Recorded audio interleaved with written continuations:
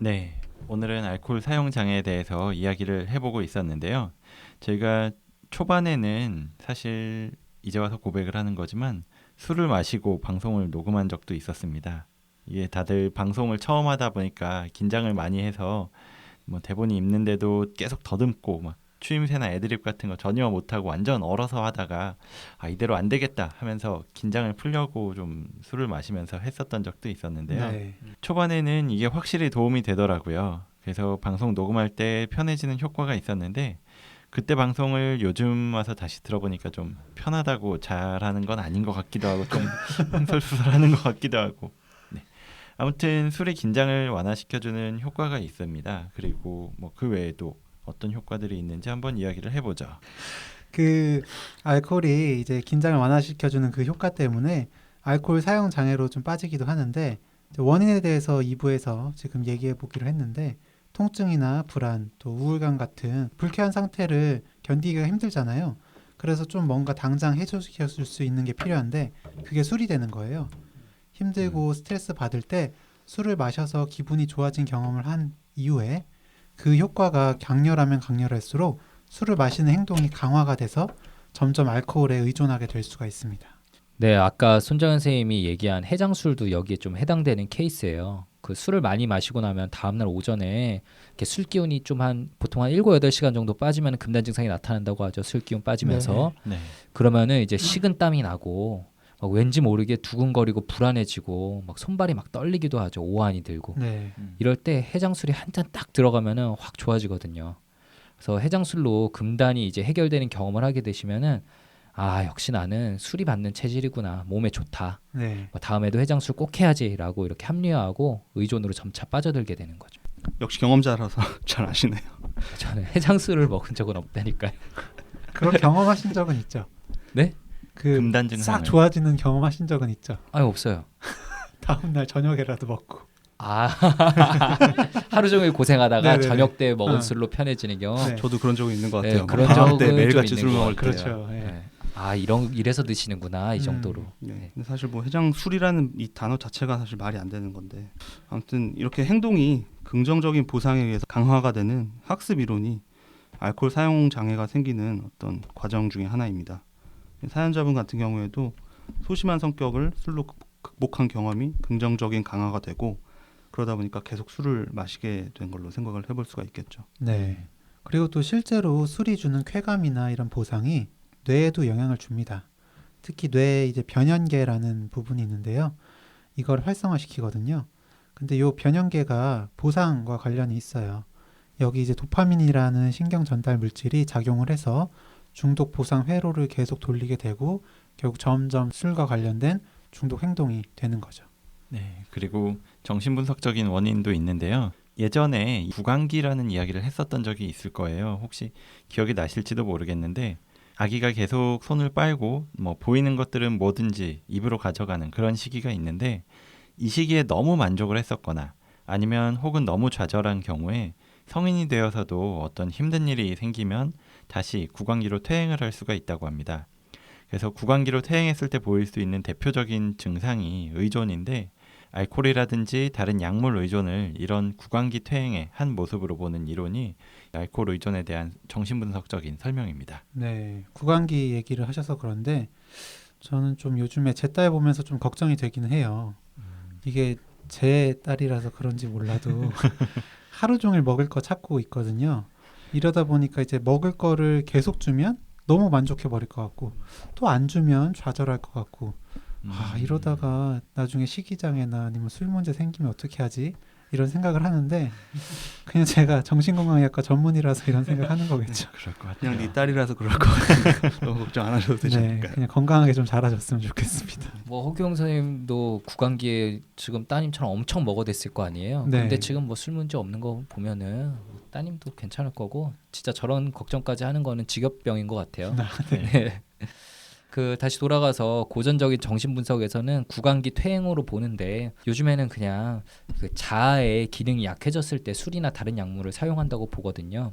쉽게 생각하면 현실이 너무 힘들어졌을 때 그러니까 예를 들면 뭐 이성 친구와 헤어졌다든지 시험에 떨어졌다든지 주식이 반토막 났다든지 하는 힘든 상황에서 견디기 힘드니까 그냥 도피하는 거죠. 네. 말 그대로 도피하고 그럴 경우에 술을 마시는 경우들을 떠올려 보시면 좋을 것 같아요. 맞아요. 그리고 환자분들께서 다른 뭐 정신과 질환처럼 이 알코올 사용 장애가 유전적인 경향이 있는지 이거에 대해서도 상당히 궁금해하시는데요. 그거는 어떻게 되나요? 이 유전적인 경향은? 네, 그 알코올 사용 장애는 확실히 유전적인 영향을 많이 받는다고 연구가 되어 있습니다. 알코올 환자에 가까운 친족 가족에서 술 문제가 생길 위험이 3배에서 4배 정도 높다고 알려져 있고요. 친족 중에 알코올 환자가 얼마나 많은지, 그리고 그 환자의 심각성이 얼마나 심한지에 따라, 그리고 또 얼마나 가까운 가족이 환자였는지에 따라서 문제가 더 많이 생길 수 있다고 알려져 있고요. 알코올 사용 장애 부모에게서 태어난 자녀들은 나중에 확실히 술 문제가 많았고, 술 문제가 있는 집에 입양이 되었는데 술 문제가 더 많지 않았다는 연구 결과도 있었어요. 네. 언뜻 생각하면 술을 자주 접할 수 있는 환경에서 당연히 술 문제가 많이 생길 것 같은데 그렇지가 않았다는 거죠. 그만큼 좀 유전적인 영향을 더 많이 받는다고 생각할 수가 있겠습니다. 네. 맞아요. 그 결국 같은 양 그리고 같은 빈도로 술을 마시더라도 중독에 취약한 그런 유전자를 타고난 사람들이 분명히 있는 거죠. 네. 네, 그래서 술을 많이 마시는 아버지 밑에서 좀 막 학대도 당하고 폭력도 받으면서 자라나면서 난 절대 저렇게 되지 않아야지라고 굳게 다짐했는데도 불구하고 뭐 가벼운 사회적 음주로 시작했다가 어느새 본인도 모르게 이렇게 중독의 코스로 들어서게 되어가지고 나중에 좌절하게 되는 그런 분들도 뵙게 되는 것 같아요. 네. 환자분들 가족력이 많으신 것 같더라고요. 네. 저도 그때 아버지랑 따님을 둘 다 제 환자로 같이 입원하셨던 적도 있었어요. 맞아요. 그런 경우는 종종 보는데 아버지는 뭐 위층에 따님은 아래층에 뭐 이렇게 네, 입원하는 맞아요. 경우도 있고 이렇게 알코올 사용 장애가 생기는 이유들에 대해서도 알아봤고요. 마지막으로 이제 중요한 치료에 대해서 이야기를 해보려고 합니다. 이 자세한 내용들에 대해서 이야기를 하기 전에 우선 이 이야기부터 하고 싶은 게 있었는데 그동안에 저희가 방송을 하면서 정신과 진단이나 질병 같은 것들은 하나의 스펙트럼이라고 이야기를 드렸는데요. 경증에서부터 중증까지 이어지는 어떤 하나의 연속선상에 있다고 했는데 그리고 사실 알코올 사용 장애에서도 뭐 경증, 중등도, 중증 이렇게 기준이 나누어 있기는 합니다. 하지만 일단 알코올 사용 문제가 있으면 적당히 조절해서 술을 마시는 게 불가능하다라는 그런 말을 드리고 싶어요. 아까 중간에도 이 진단에서 제일 중요한 게 결국 조절 능력의 상실이라고 말씀드렸었고요. 네. 그래서 제가 그 알코올 전문 병원에서 주치의로 지내보면서 느꼈었던 게 환자분들을 보면 정말 다양한 정도의 분들이 많이 있습니다. 완전히 알코올성 치매까지 진행이 되신 분도 있고 이제 막 술 문제가 생기기 시작한 분들도 있고 근데 길게 지켜보면 뭐 이미 만성화가 되신 분이든지 아직은 초기 단계라고 볼 수 있는 분이든지 상관없이 한 번 마시기 시작하면 조절이 전혀 안 된다는 공통점이 있었어요. 그래서 퇴원하고 나서 잘 지내다가 다시 입원을 하실 때 보면 처음에는 뭐 맥주 한 캔만 마셔야지 더우니까 한 캔만 마시자라고 시작을 했는데 어느새 완전히 만취해가지고 결국 가족들에 의해서 끌려오시는 분들 이런 분들도 많이 봤는데 취하지 않을 정도로 한두 잔만 마신다는 게 불가능했죠.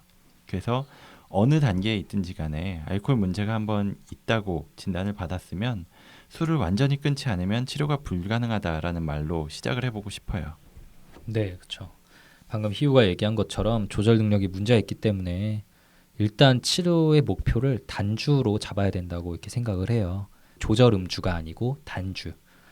근데 물론 병원에 이렇게 오신 알코올 환자분들을 뵈면은 그중 상당수 분들은 단주해야겠다라는 생각을 하시는 분들이 생각보다 많지가 않아요. 그렇죠. 예, 사연 보내주신 분처럼 주위에서 문제가 있다고는 하는데 이게 정말 병이 맞는지 뭐 좀 줄여서 마시면 되지 이렇게 생각하시는 분들이 많은데 그분들께 이렇게 술을 끊으셔야 한다라고 말씀드리면 내가 지금까지 줄여서 마시려고 생각을 안 해서 그렇지 이제 줄여서 마시면 얼마든지 내가 조절할 수 있다. 그걸 왜 못하냐 이렇게 말씀하시거든요. 이 얘기 진짜 많이 하시죠. 네. 다 하시다.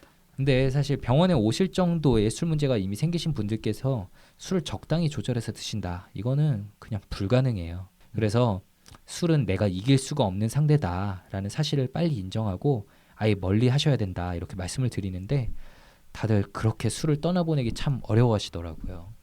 네, 이렇게 술을 내가 이길 수 없다. 이거를 인정을 해야 된다라는 게 뭐 실제 치료 지침이나 이런 데서도 1단계로 가장 먼저 들어가는 거여서 계속 강조를 드리고 술을 끊어야 됩니다. 이렇게 강의도 하고 아니면 면담 때도 이야기를 하고 그러면은 사실 병동에서 보신 환자분들의 반응이 다 비슷했어요. 그냥 웃으시더라고요. 그래서 나중에 좀 더 얘기를 해보면 어떻게 끊냐? 난 절대로 못 끊는다. 네. 뭐, 입원을 하셨는데도. 그쵸. 입원을 하고 뭐 여러 가지 문제들이 정말 네. 많아가지고 심지어는 알코올 금단 선망이라고 해서 정말 죽을 수도 있었던 위험한 상황까지도 겪었다가 회복을 겨우 해서 이제 면담이 겨우 가능해진 상태에서도 항상 하시는 말씀이 뭐 몰래 저한테 말씀하시기도 해요. 어떤 분들은 저 사람들이 이런 얘기한다라고 해서 들어보면은 뭐 오늘 나가서 무슨 술 마실까? 내일 퇴원인데 나가서 이 안주에 저거 먹으면 좋겠다. 이런 얘기를 계속 하신다는 거 듣고 진짜 조절해서 음주하는 건 진짜 불가능하구나. 무조건 끊어야 되는구나. 이런 생각을 계속 하곤 했었죠. 네, 근데 물론 이렇게 입원을 하시면 그 알코올 문제에 대해서 병식을 심어드리고 그런 정보를 교육해야 되는데 저희가 이렇게 단주를 너무 강조를 드리다 보면 이분들이 뭐 퇴원하거나 해서 술을 다시 드시게 됐을 때 저희 치료진한테 민망해서 아예 병원을 못 오시는 경우가 있잖아요. 네. 그래서 그것보다는 중간에 실수를 해서 다시 술을 드시더라도 솔직하게 저희한테 말씀을 주시고 치료를 계속해서 이어나가는 게 중요하다. 그런 말씀을 또 드리기도 합니다. 네. 그렇죠. 그리고 아직 이제 끊을 준비가 되지 않았는데 갑자기 끊으라고 하면 이제 환자분들 입장에서는 당황스럽고 치료에 거부감이 드는 게 사실이에요. 그래서 준비를 할 수 있게 도와주고 이제 술을 끊고자 하는 그 동기를 유지시켜주는 치료가 알코올 사용 장애 치료에는 굉장히 중요한데요. 네. 동기 강화 치료, 동기 강화 면담이라고 하죠. 그래서 술에 대한 대처 기술을 함께 공부하고 실제로 해보도록 하는 인지행동 치료하고는 좀 다르게 환자가 자연스럽게 변화하도록 하는 건데요. 지금 알코올 사용 장애입니다. 술이 문제니까 끊으셔야 됩니다. 라고 직접적으로 말하면 무슨 소리예요. 술이 문제가 아니라 회사 상사가 문제예요. 이렇게 대답하시는 것처럼 외부 문제로 돌리거나 본인에게 문제가 있음을 부정하거든요. 이런 부정, 투사가 알코올 환자분들에게서 흔하게 보일 수 있는 방어 기제인데 그렇기 때문에 더더욱 이렇게 자연스럽게 스스로 변화할 수 있도록 옆에서 도와드리는 게 초반에 중요하거든요. 그래서 제가 지금 드린 말씀들은 알코올 환자분을 가진 가족분들이 듣고 계시다면은 어떤 얘기신지 좀 공감이 되실 거예요. 네. 그 이제 동기 강화 면담 얘기를 하셨는데 이제 변화를 스스로 좀 자연스럽게 하도록 하는 거라고 하셨잖아요. 이제 변화에도 이제 단계가 있어요. 심사숙고 전 단계, 심사숙고 단계, 결정 단계, 행동 단계, 그리고 유지 단계, 재발 단계. 이렇게 총 6가지 단계가 있는데요. 하나씩 좀 설명을 드릴게요. 이제 심사숙고 전 단계는 내가 문제가 있는지도 좀 잘 인식을 못하고 있는 상태예요. 당연히 이제 변할 생각 자체가 없죠. 그래서 이 단계에 저희는 지금 술 때문에 생기는 문제가 있는지에 대해서 환자분이 스스로 좀 깨닫도록 이렇게 합니다. 그리고 두 번째는 심사숙고 단계인데 술에 대해서 이제 양가 감정이 드는 단계예요. 문제인 것 같긴 한데 또 이제 술이 또 도움이 되는 것 같기도 하고 뭐 어떻게 하면 좋지 하는 단계인데 사연자분이 좀 요 단계이신 것 같아요. 이제 술 때문에 문제가 생기고 줄여볼까도 싶은데 또 이 술이 인간관계를 유지시켜주는 측면도 있어서 완전히 끊긴 어려울 것 같고 이렇게 생각이 왔다 갔다 갈팡질팡하는 단계인데 그 사이에 이제 균형을 깨주도록 하는 게 이 단계의 면담입니다. 사연자분께서 지금 이 방송을 듣고 계시다면 지금 끊지 않아서 생기는 위험과 또 끊어야 하는 이유에 대해서 한 번 더 생각해 보시면 좋을 것 같아요. 그 또 스스로 변화할 수 있다는 걸 믿으셨으면 좋겠고요. 그래서 만약에 사연자분께서 실제로 끊어봐야겠다. 근데 좀 어떻게 끊어야 되지? 라는 고민이 드셨다면 이때 이제 결정 단계에 들어가신 겁니다. 그럼 저희는 효율적으로 술을 끊을 수 있는 방법을 스스로 찾아내시도록 도와야겠죠? 그래서 실제로 행동에 옮기시면 행동 단계로 들어간 거고 이후에는 재발 방지를 위한 방법을 찾아가시도록 이제 유지 단계를 돕습니다. 그리고 또 마지막으로 유지를 잘 하시다가도 중간에 한 번씩 술을 실수로 이렇게 드실 수도 있어요. 이렇게 단주를 실패했다고 해서 이제까지 어떻게 했는데 이제 완전 망쳤다. 그냥 지금 마시는 거 다 마셔버려야지. 이렇게 하면서 너무 자책하거나 실망하지 않도록 변화의 처음 단계부터 다시 차근차근 시작하실 수 있도록 하는 게 전반적인 동기부여 치료의 과정입니다. 네, 이렇게 교영이가 동기 강화 치료에 대해서 잘 설명을 해줬는데요. 이 동기 강화 치료를 통해서 환자가 변화하고자 하는 의지가 충분히 생겼다면 그때부터는 인지행동 치료를 할 수가 있습니다. 여기에서는 알코올 사용 장애가 뭔지, 우리 몸이나 심리에 어떤 영향을 주게 되는지, 갈망이나 내성, 금단은 뭐고 그런 증상이 있을 때 어떻게 대처하는지 이런 것들에 대해서 구체적인 대처 방안을 알아보고 실제로 실천에 옮겨보는 겁니다.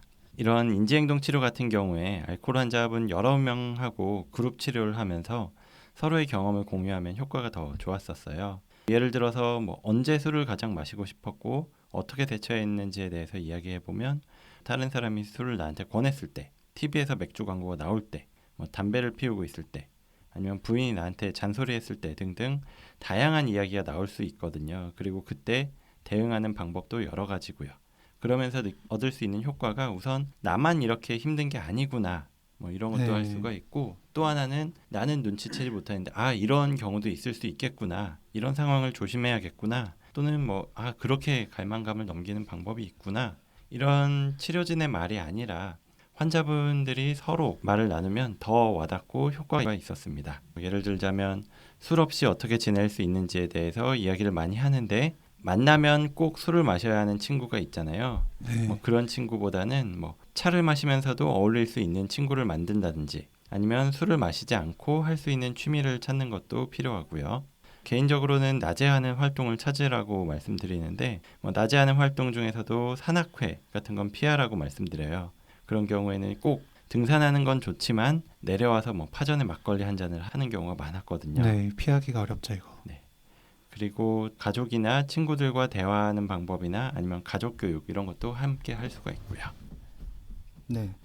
치료 방법 중에 동기 강화 치료 그리고 인지행동 치료 얘기를 했는데 여기에 약물 치료를 함께 하는 경우도 많이 있습니다. 술을 마시는 이유가 술을 마시는 것 자체가 너무 좋고 또 안 마셨을 때 갈망이 심해서, 또는 금단이 너무 힘들고 술을 안 마시면 힘들어서, 이렇게 두 가지로 크게는 나눌 수가 있는데, 이 전자, 술이 너무 좋고 갈망이 심한 경우에는 날트렉손이라고 하는 항갈망제를 써서 술을 마셨을 때 받는 그 기분 좋은 느낌을 줄여주게 되고요. 반대로 술을 안 마시면 힘든 것이 주된 이유라고 하면 아캄프로세이트라고 하는 약을 주로 처방하는 경우가 많습니다. 그리고 예전에는 이제 술을 마시게 되면 이 술 분해를 잘 안 되게 해서 메스껍고 토할 것 같고 그런 힘든 느낌을 극대화시키는 이 다이설피람이라고 하는 약물을, 혐오 자극을 주는 약물을 사용하기도 했는데, 요즘에는 부작용이 심해서 사용을 거의 안 하고 있고요. 그 이외에도 해독 치료를 해서 이제 몸에서 술 기운이 다 빠져나갔는데도 우울, 불안, 불면 같은 여러 정신과적 증상이 남아있고 그것 때문에 힘들면 거기에 맞는 약을 써서 단주 유지를 도울 수가 있습니다. 맞아요. 결국 알코올 사용 장애 정도로 술을 드시는 분들에게서는 대부분의 경우에 불면이나 우울은 동반이 되어 있거든요. 그렇기 때문에 약물 치료가 아주 중요해요. 술은 내가 분명히 끊은 것 같은데 잠이 안 오니까 결국엔 다시 시작했다, 이렇게 되시는 분들도 많이 있거든요. 네, 그렇죠. 그래서 저희가 약물 치료가 아주 중요하고, 그리고 또 오래 지속되는 금단 증상도 다시 술을 마실 수 있게 하는 이유가 되기 때문에 벤조다이아제핀 계열 약물을 쓰는데요. 이게 뇌에서는 술과 비슷하게 좀 작용을 해요. 그래서 엄청나게 드시던 술을 갑자기 끊으면 금단 증상으로 인해 경련 발작까지 일으키는 생명에 위험한 경우가 꽤 있거든요. 진짜 자주 봐요. 그래서 술 대신 작용할 비슷한 약을 이렇게 복용을 하고 점차 그 약도 천천히 줄여나가는 술 해독 과정을 보통 한 1, 2주에 걸쳐서 진행을 하게 돼요. 그리고 또 하나 얘기하고 싶은 게 입원 치료의 중요성에 대해서도 얘기하고 싶은데요. 일단 술의 유혹이 완전히 차단될 수 있는 공간에서 일정 기간 이상 지내야만 중독 회로에 이렇게 빠져버린 뇌가 거기서 헤어나올 수가 있거든요. 자의로 입원하신 분들도 병원에서 며칠 지내면서 이렇게 금단 증상이 점차 약물로도 조절 안 될 정도로 나타나기 시작하면은, 그리고 갈망감도 심해지면 정말 막무가내로 그냥 집에 가겠다고 하시는 분들이 엄청 많아요. 예, 그럴 땐 아무리 최선을 다해서 설득하고 가족들도 설득해도 안 통하는 경우가 많아서 참 난감해지기도 하거든요. 근데 어떻게든 약물 치료로 그런 금단 증상들을 겨우겨우 해결하면서 그 시기를 힘들게 어떻게든 넘기고 중독에서 점차 벗어나게 되면 객관적으로 자기 과거 모습을 이제 돌아볼 수가 있게 돼요.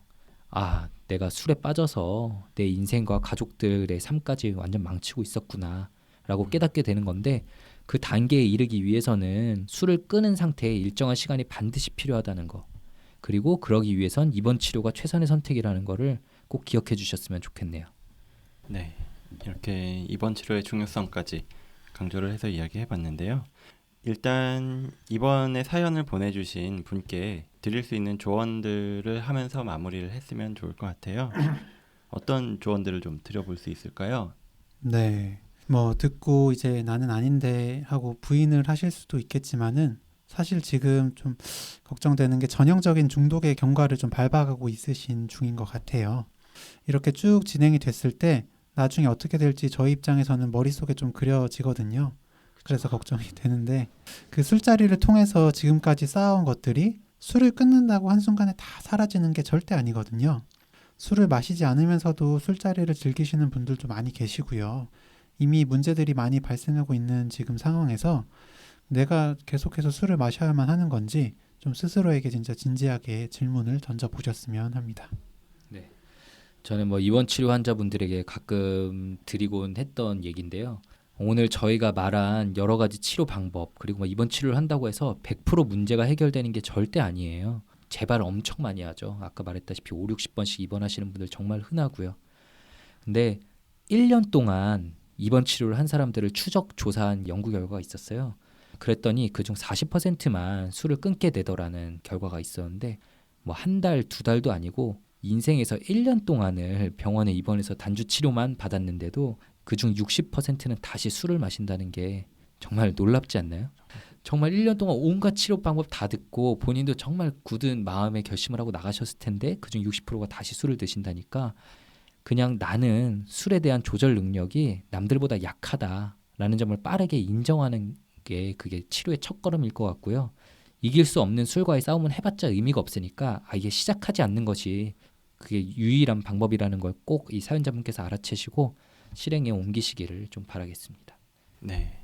그래서 이 사연자분께 드리고 싶은 말씀이 뭐 병원에 가보시는 것도 좋을 것 같고요. 알코올 전문으로 하는 병원도 있으니까 혹시나 뭐 병원에 가는 게 좀 꺼려지게 된다면 그 근처에 있는 뭐 정신건강증진센터 같은 곳들이 있어요. 그런데 보면 알코올 전문 클리닉을 좀 운영하는 곳들도 많이 있거든요. 네. 그래서 거기서 일단 상담을 먼저 받아보시고 거기서 할 수 있는 방법을 취해보고도 문제가 계속된다 그러면은 그때는 정말로 꼭 병원에 가보셨으면 좋겠다라는 말씀을 드려보고 싶습니다. 네, 오늘 이렇게 알코올 사용 장애에 대해서 이야기를 쭉 나눠봤습니다. 그리고 저희에게 드디어 첫 번째 협찬이 들어와서 광고를 드리게 됐는데요. 휘겔리 다올리라는 이름의 토탈 바디케어 제품으로 수익금을 통해서 과거에 아동 학대 피해 경험이 있는 성인의 심리적인 외상 상담 치료를 지원하고 현재 심각한 정도의 학대를 받고 있는 아동을 가정과 분리해서 심리적 외상을 치료하면서 의식주를 제공하는 학대 피해 아동 그룹홈 사업을 진행하고 있다고 합니다. 그래서 네이버에 휘겔리 다올리 검색하시면 더 자세한 내용 찾아보실 수 있을 거고요. 저희가 방송 업로드를 할 때마다 페이스북에 알리는 글을 적어드리는데 그 글을 공유하면서 코멘트를 남겨두시는 분들 중에 한 분씩 선정해서 이 휘겔리 다올리에서 제공하는 41,000원 상당의 10억 턴 퍼스트 오일과 헤이즐넛 수제 비누팩 세트를 선물로 드리려고 합니다. 그리고 얘 왜 이러는 걸까요? 방송 사연으로 선정되신 분들께도 동일한 세트를 전달드릴 예정입니다. 그래서 페이스북 글 공유 이벤트에 많이 참가해 주세요. 네, 그리고 그동안 여러 번 말씀드렸는데 저희가 진행하고 있는 자살예방협회 기부금을 모으는 컨텐츠 펀딩이 이제 8월 30일부로 종결되게 됩니다. 뭐 10일도 남지 않은 시점인데 목표 금액이 약간 모자른 상태거든요. 네. 네, 망설이셨던 분들 조금만 더 참여해 주시면 저희가 매우 뜻깊은 기부를 진행할 수 있을 것 같습니다. zamong.co.kr 접속하셔서 기부해 주시면 감사할 것 같습니다. 예, 마지막으로 저희 소통창구 소개드리겠습니다. 정신과에 관해서 그리고 본인이나 주위 사람의 심리에 관해서 궁금한 점, 고민 있으시면 이메일 brainrich6@gmail.com brainrich 숫자 6@gmail.com으로 보내주시면 감사하겠습니다. 그리고 저희가 페이스북 그리고 카카오톡 플러스 친구에 뇌부자들이라는 아이디로 계정을 만들어서 저희 새로운 소식 그리고 방송에서 못다한 이야기들 올리고 있으니까 많이 친구 추가하셔서 확인해 주시고요. 그 휘올리 다올리 선물 휘겔리 다올리 선물 드린다고 하니까 많이 공유도 해주시면 감사하겠습니다.